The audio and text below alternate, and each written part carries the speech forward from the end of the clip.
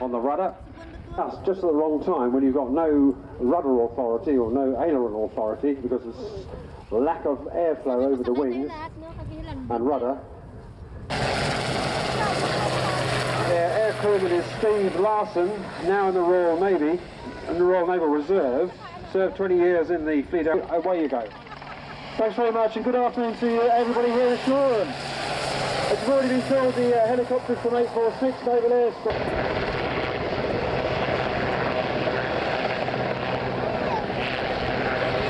So Paul Judd's in control of the rope now. We should be getting the first abseiler on, which is going to be Marine Paul Tubman. Paul is a young Marine. He's been in the Corps a couple of years. He's currently serving at 4-5 Commando, but missed going out to Afghanistan because he came onto this team in February. He's also, if anybody of you saw the unarmed combat today, in the arena, he was our gymnast. He used to be in the junior British gymnastics team until he broke both his legs doing a bit of a tumble. So here he comes now, straight down the road. This is a technique that we use for descending into the jungle through the tree canopy. If you can imagine, the trees in the jungle are about 100, 150 foot high.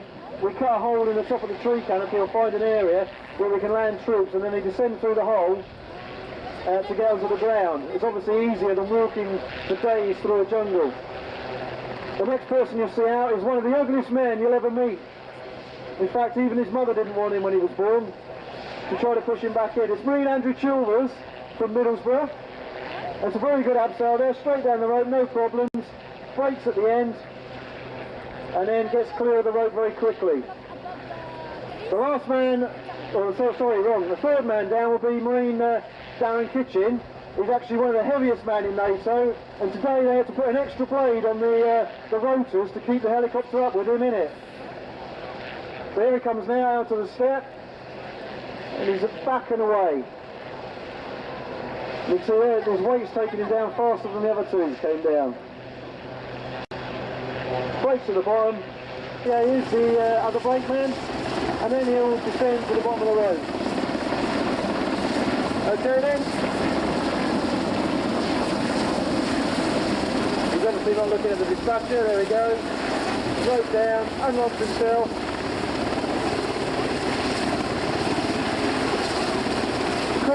Quite strenuous thing. He comes down, and then he's free from the rope.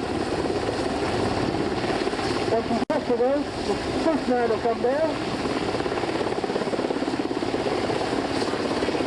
The next man there joined the team that was taken off after 7 weeks because he broke his arm, and then rejoined about a month later because we lost somebody else with a broken arm. But he hasn't done many displays. He's about his third display he's done, and away he goes. But it's a good abseil, in the right position, shooting down the road, breaking at the bottom. There we go. Even though it is an army pilot in a Navy seating.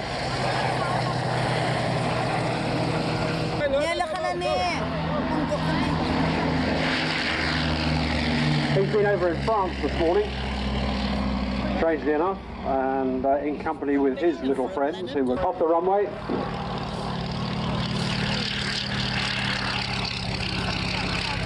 Very elegant Pegasus engine churning away at the front there. This was an extra to do today. Don't have to rush away. We've got balloon night glow later on tonight.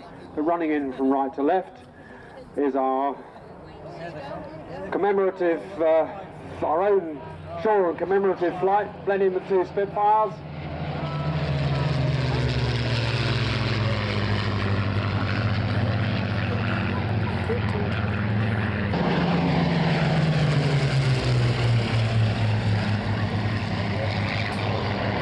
John Wayne and Alan Walker, the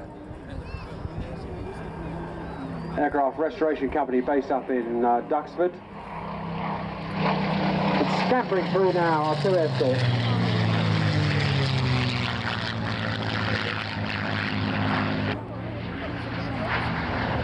This aircraft actually took part of the Battle of Britain. The Blenheim, that is, not this particular aeroplane.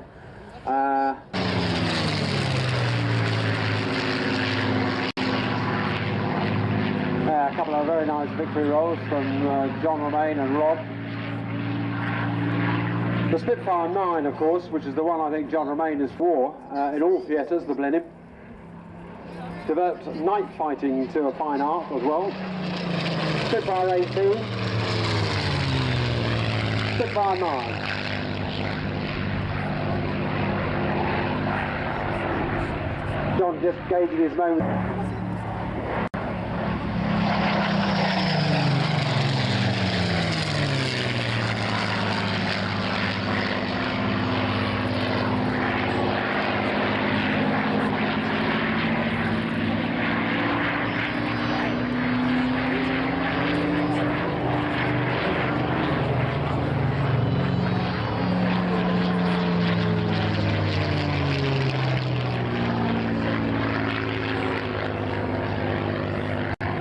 Built Merlin engine were nominated Mark 16.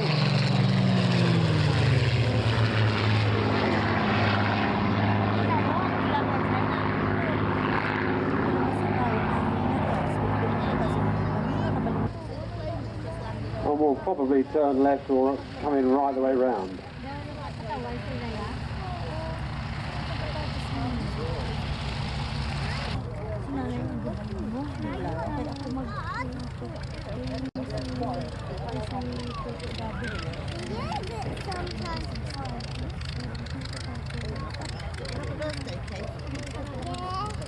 So 108 Typhon, and of course you're very familiar with the P51D Mustang. Army with us as well. Nice to see you. Okay, an airburst there. The 108 is in attack, which actually took place back in Africa, in Chad in fact, back in 1942.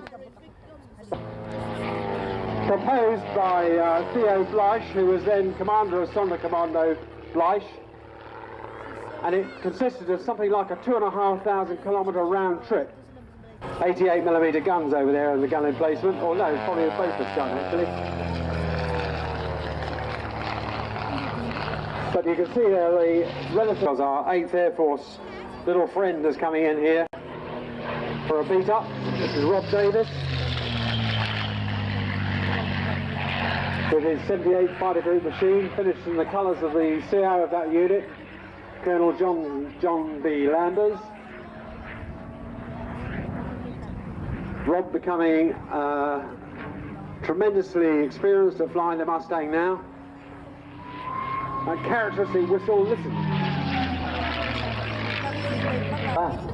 And you can actually produce a little extra thrust because of the Venturi effect.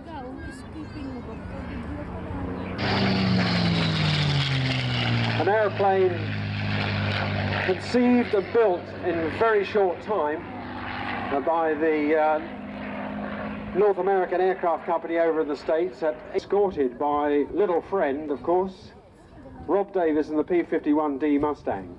So I'm going to fall silent now, cameras up, sound recorders on, enjoy this one, it doesn't happen that often.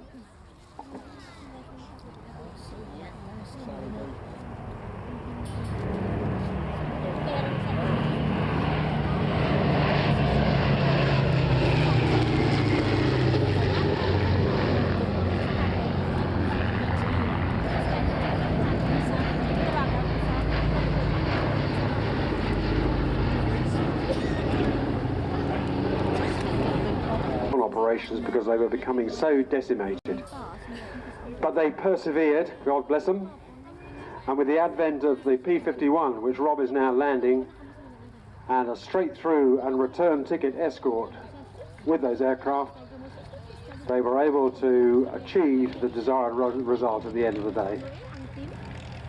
We are bringing in the Fortress now. Andrew Dixon flying a very nice display. Team are here on the ground as well, so make sure you see them during the course of the afternoon and buy some bits and bobs. Help keep Sally B flying. It is desperately expensive to the air show and is delighted to have provided Sally B for our particular show today. She will be with us tomorrow as well, coming in I think with bomb doors open. Andrew Dixon giving you a good view of the machine. Bristling with 50 caliber machine guns, nose turret, mid-upper, ball turret down the bottom, the most unenviable position, tail turret, tail gunners, powered by right cyclones.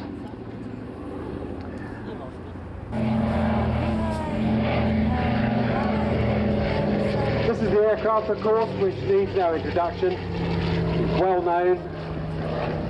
It too has battle honours as long as your arm. You know the story about Arnhem, about the... You know, if the traffic going along the 27th,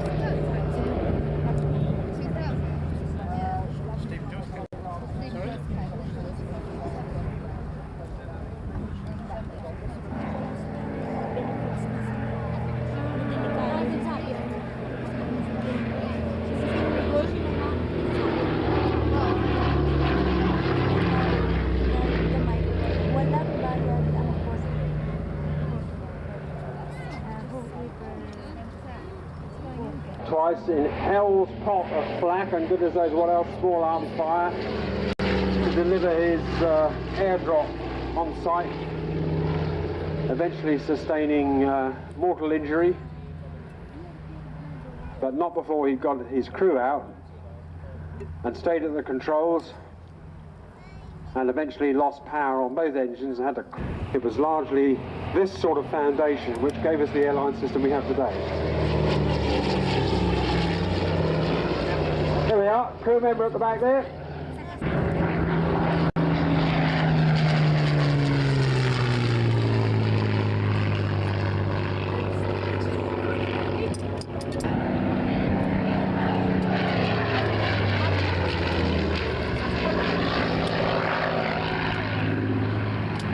Well, now that's interesting. Actually, we are privileged today.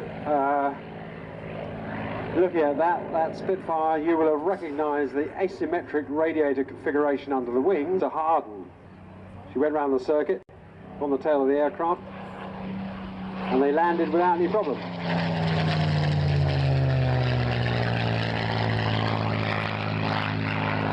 Look. There you can see the asymmetric radiator, the oil cooler slim on the left-hand side and the radiator on the right-hand side. That's with the Merlin 45 series engine.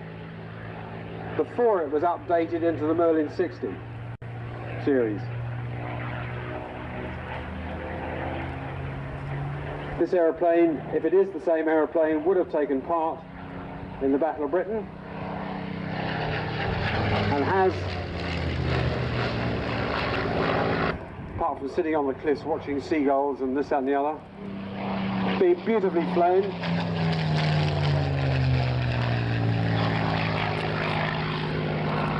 By Shiny Simmons. Pulling the aeroplane up on the B axis.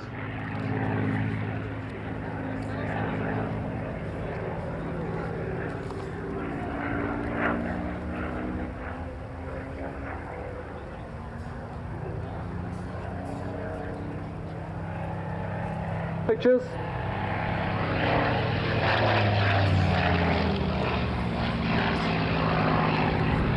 For operational orders, so he has to go. Shiny Simmons adjusting his height run there instantaneously, and running right to left is the Hurricane.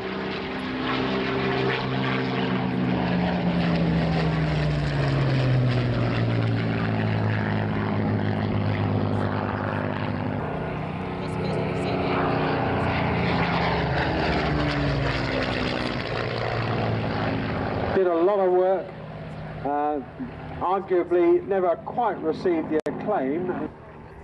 Initially as an interceptor with the Battle of Britain, then brought down for ground attack work in the desert.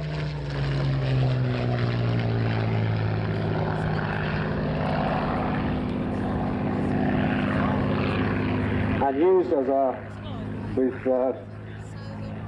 250-pound bombs.